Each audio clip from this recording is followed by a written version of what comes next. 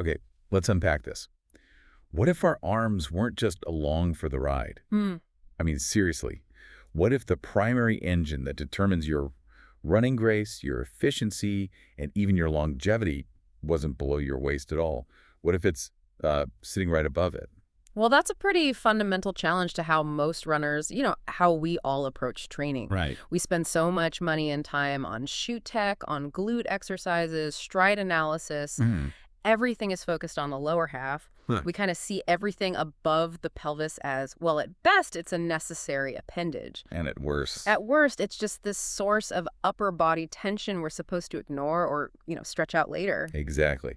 But the truth is, the prep for a good run, an efficient run, it doesn't start when you lace up your shoes. It starts the moment you sit down at your desk. Oh, absolutely. Think about your average day. Yeah. You're probably spending hours hunched over a laptop, right? Your shoulders are rolling in. All right. Or maybe you've got that habit, that ingrained habit of leaning on one elbow while you're watching TV. Oh, I do that all the time. It creates that little side bend in your torso. It does. And those daily things, they seem so harmless. Driving with one arm up on the wheel or slinging that heavy backpack over the same shoulder every single day. Right. Those aren't just minor things. They are creating these subtle, deep tissue adjustments, little micro traumas when you're not even running.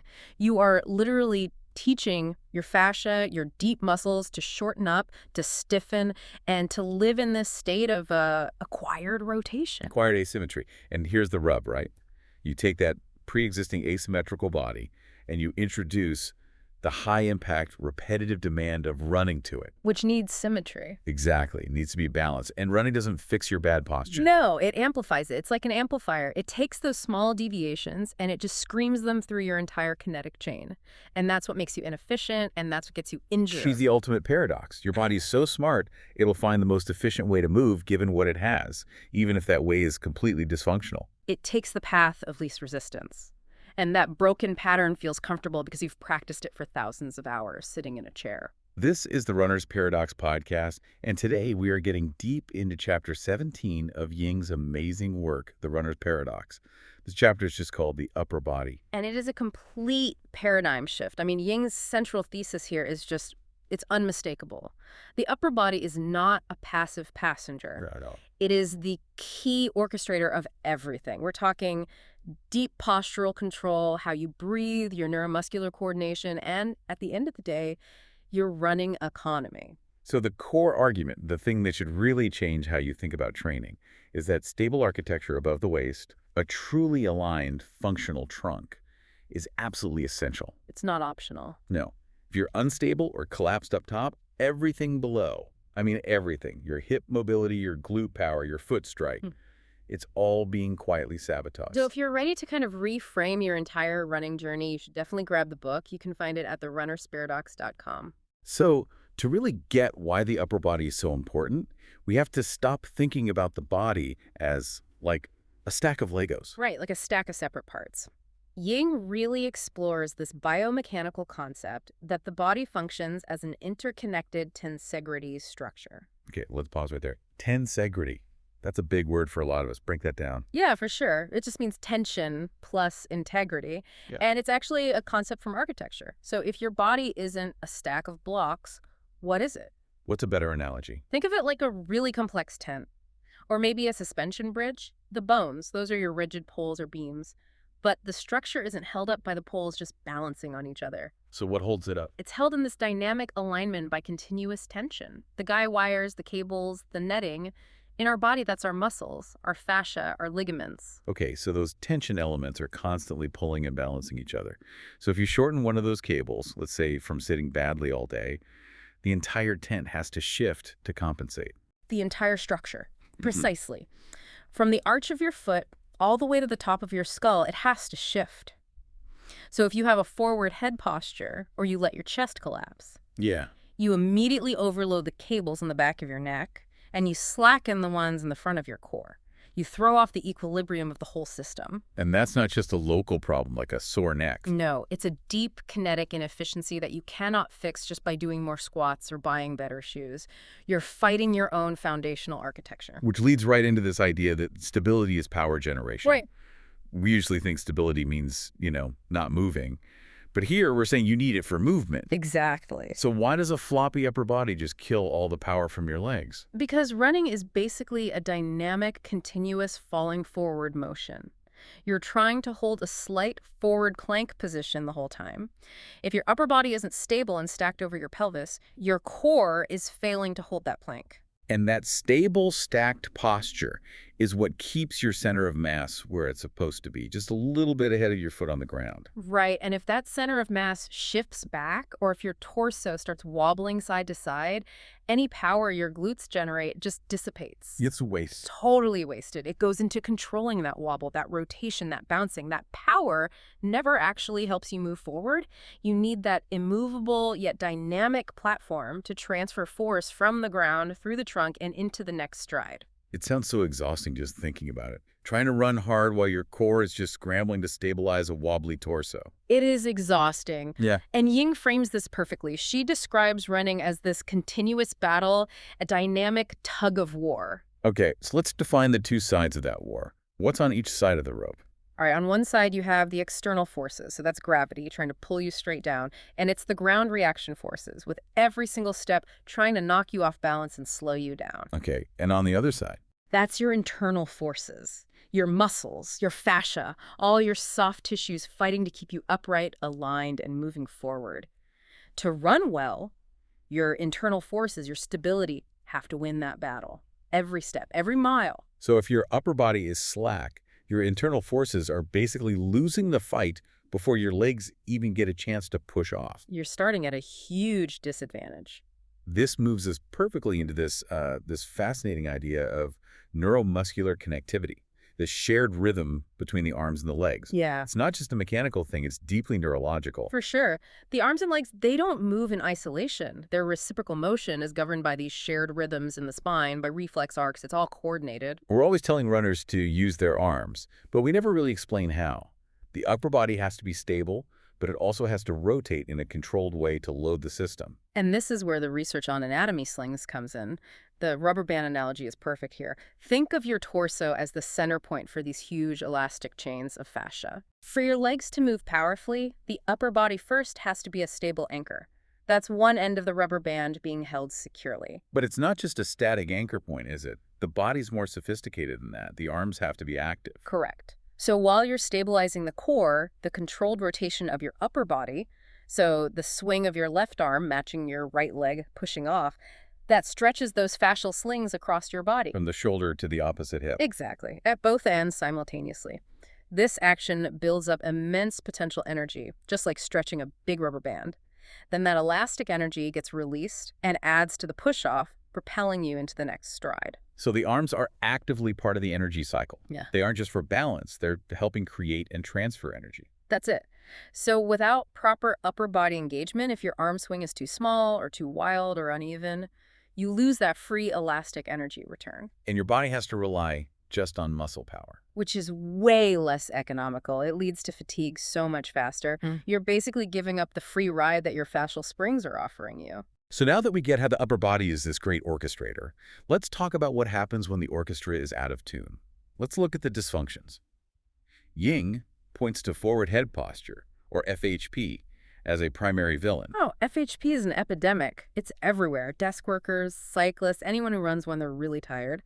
And it just creates this domino effect of dysfunction, starting right at the neck. Okay, so let's get into those consequences. Because it's way more than just leading with your chin, right? It changes the whole physics of how you run. It absolutely does. So the human head weighs, what, about 10 to 12 pounds? Yeah. When it's stacked perfectly over your shoulders, the load on your cervical spine is minimal. But for every inch that your head juts forward, the effective weight on that spine increases exponentially. So when you're running with your head maybe 2 or 3 inches forward, you are multiplying the compressive force on your neck 2 or 3 times over. With every single foot strike, you're turning a bad sitting habit into a high-impact structural problem. You're literally compressing your neck. And that's not all. That structural problem hits the respiratory system too. How does that work? Well, when your head is forward, your shoulders round, and your rib cage gets pulled down and constrained, it becomes mechanically impossible to get a full 3-dimensional breath. So it inhibits the diaphragm. It completely inhibits the diaphragm, which is your main breathing muscle. So instead, you're forced to rely on this really inefficient, shallow upper chest breathing. And that uses all those little accessory muscles in your neck and shoulders, the ones that aren't meant for that job. Exactly. They're not designed for that kind of sustained work. So they tighten up your neck even more, and you get this vicious cycle. Bad posture restricts breathing, and restricted breathing tightens the muscles, which makes your posture even worse. Wow. You're burning up precious energy just trying to get air in. But the most shocking part, I think, in Ying's work is the impact FHP has on your lower body, specifically how it just neutralizes your glutes. How does a head problem cause a butt problem? That seems like a huge leap. It's all biomechanics. When your head cranes forward, your body's center of mass actually shifts backward relative to your feet.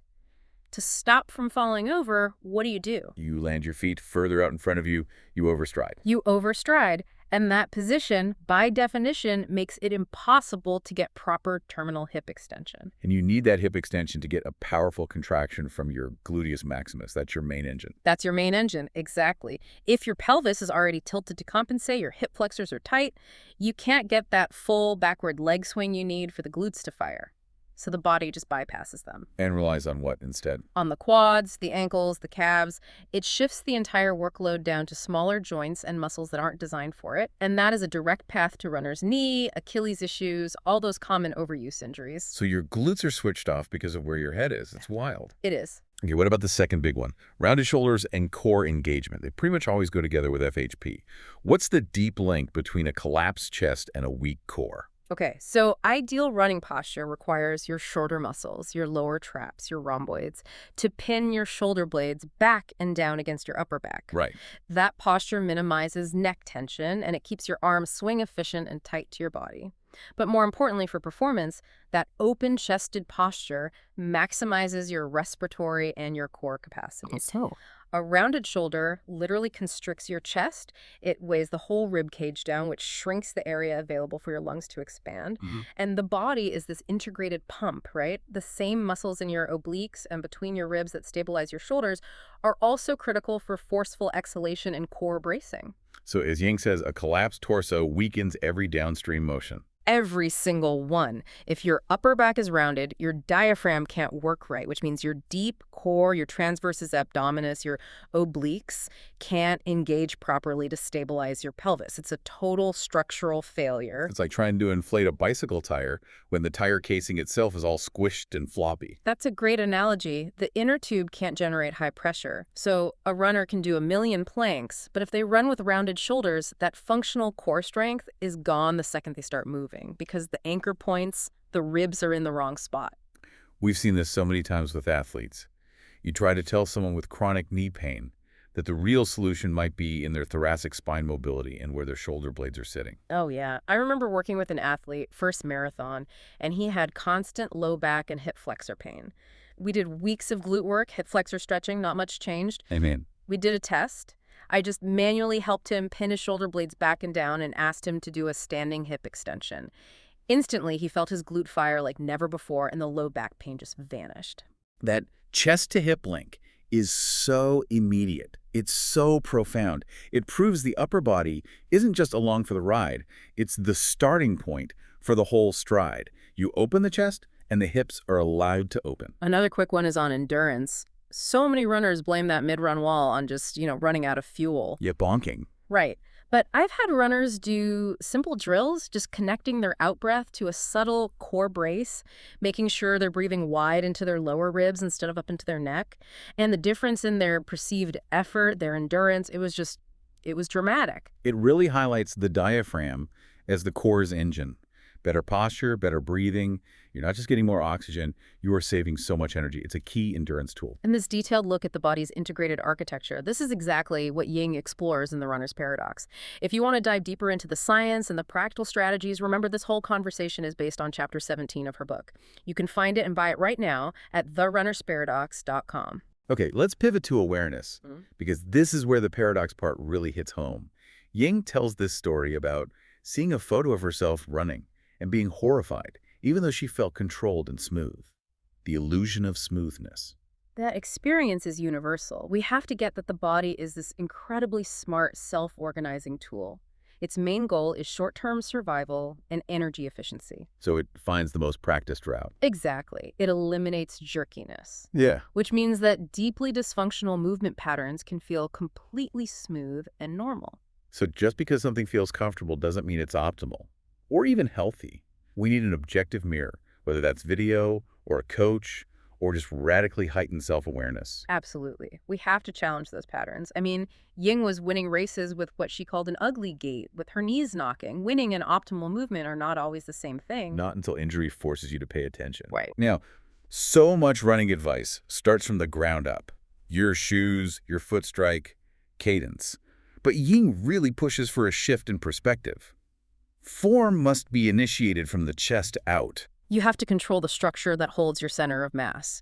If you can't maintain that upright, open-chested, forward-leaning posture, that dynamic plank, you compromise everything else. Chest out isn't about looking good. No, it's about setting the stable architecture from your torso before your legs even try to do their job.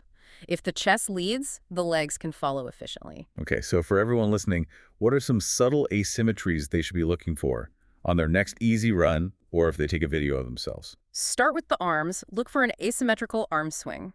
Are both arms pumping forward and back evenly, or is one arm crossing the midline of your body way more than the other? And if it's crossing over? If your left arm is crossing over, that's usually a sign of tightness in the opposite side of your chest and your oblique chain. And your core has to work way harder to counterbalance that, which wastes energy. And then look at your shoulders, I assume. Yeah, for sure. Is one shoulder always tighter? Or does it sit higher? Does it hike up toward your ear as you get tired? That's often the upper body compensating for a serious weakness in the opposite hip. So the shoulder hikes up to try and pull the torso back to center because the hip on the other side isn't stabilizing you. Precisely. You might also just see a slight body lean to one side. Runners often lean toward their weaker hip to offload it, but that compensation just increases the impact forces on that already weak leg. A recipe for IT band syndrome. Absolutely. Mhm. And lastly, just think about where your gaze is. We talked about this with FHP. That tendency to crane your neck forward, trying to pull your body along with your head, it just reinforces overstriding. Your head should feel like a string is gently pulling it up to the sky. A long neutral spine. Exactly. Okay, let's get into the practical tools, the stuff people can actually do. First up, spinal alignment checks, specifically with pelvis control. This one is so important because it teaches what's called segmental dissociation. The ability to move one part of your body without another part compensating and moving with it. And this seated exercise is deceptively simple, but it tells you so much. Okay, walk us through it. How do we do it? Sit on the very edge of a sturdy chair, feet flat on the floor. First, just find your neutral pelvis. So rock it all the way forward, then tuck your tailbone all the way under. Find that sweet spot in the middle where you feel your sit bones rooting down. Got it. And now the challenge. Now the challenge is to simulate that slight forward lean of running. While you keep that pelvis perfectly neutral, gently lean your entire upper body forward from your ankles and hips. The key is to resist the urge to slouch or to lead with your head. And what's the most common way people fail this? The instant they lean, the upper back rounds, the chest collapses. The body tries to start the movement from the neck and shoulders instead of from the core and pelvis. This drill forces you to feel that acceleration has to start from the pelvis. It builds that deep core control. Exactly. When you can lean forward without that chest collapsing, you're practicing proper forward momentum and you're strengthening the exact muscles that hold your running plank. All right, next tool. Postural drills with resisted bands. This is where you translate that static awareness into dynamic strength. So, loop a resistance band around a pole.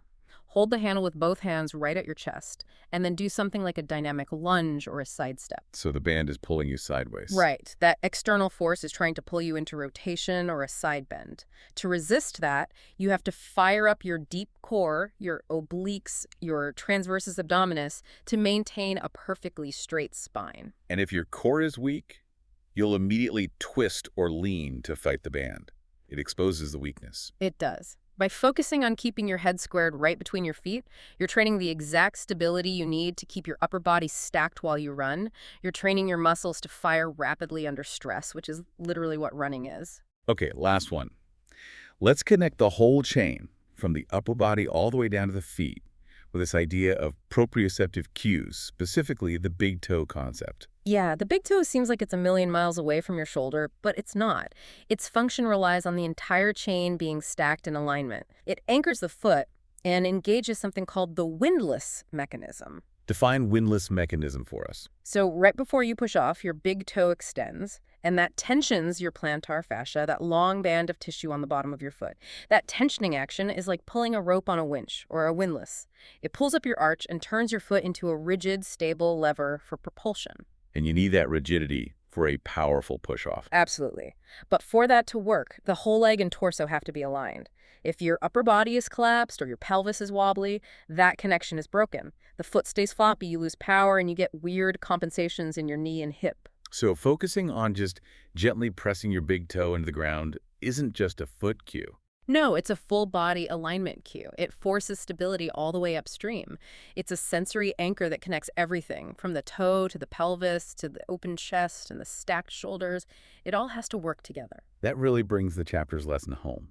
We spend so much time worrying about our weekly mileage and our pace, but the foundational patterns that determine our energy use and our injury risk, those are built in the other 23 hours of the day. That stability from a well-organized upper body, it's not cosmetic. It is the ultimate measure of poise under pressure. It's what allows for true efficiency. This whole exploration has shown that running grace, running efficiency, it really is about the architecture above the waist, providing that stable platform for the powerful engine below. And if you want to explore this more to identify your own movement patterns, remember that this whole discussion is inspired by Chapter 17 of The Runner's Paradox by Ying. The book is available right now at therunnersparadox.com. We want to leave you with 5 specific questions to reflect on. Take these with you on your next easy run, or even just when you're walking around. Okay, first one. What does your upper body actually do when you run? Are your arms just flailing, or are they actively driving your motion? Second, can you tell when your shoulders tighten or collapse? Do you feel that tension creeping into your neck a few miles in? That's your system failing under stress. Third, does your breath feel connected to your posture? When you take a deep breath, do you feel your lower ribs expand out to the sides, or is all the effort just in your upper chest and neck? Fourth, are you training your core for movement or just for looks? True running core strength is about stability against rotation, maintaining that dynamic plank. And finally, the big one from the chapter. What does it mean to carry yourself well while running? Is that about aesthetics, or is it a direct statement of your structural organization and your efficiency? Next time on the Runner's Paradox podcast, we are diving into Chapter 18, the lower body. And we are coming back to the legs, but with a totally new perspective. We're not just going to talk about propulsion. We're going to see them as mirrors that reflect the quality and the stability of your upper body's organization. Thank you so much for joining us today. Please commit to noticing your posture, not just when you run, but when you sit, when you stand, when you move through your life. That connection is undeniable. Go buy the book, go subscribe to the show, and run consciously. We'll talk to you next time.